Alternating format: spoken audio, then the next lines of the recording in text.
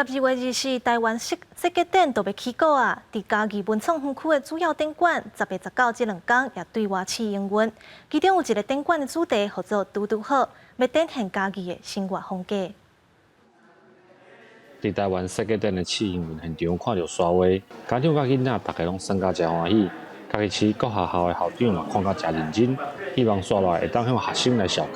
我们更可以了解，就是嘉义的一些环境，对，然后可以让他们更深刻说，哦，原来他所住的嘉义是有这些的文化在的。能够让孩子们对台湾设计展有新的一层的一些体验之外，也希望他能够对这一块的城市自己的所在的城市有更深一层的一个了解。伫展馆内底有车站的形象，然后用科技甲文艺的方式表达在地的感情，老药房、老医馆、老师傅。阁有家己鸡肉饭的创意表现，规划单位表示，这物件所累一个，就是家己这座袂急袂慢、生活拄拄好的城市。很有共鸣，就是以在地嘉义人来讲的话，就对以前的印象又被换回来了。那我们从速度、时间跟尺度3个面向来谈嘉义的刚刚好，那就包含了速度上的慢的刚刚好，时间上老的刚刚好，跟尺度上的小的刚刚好。12月24日，台湾世界展就要来开始。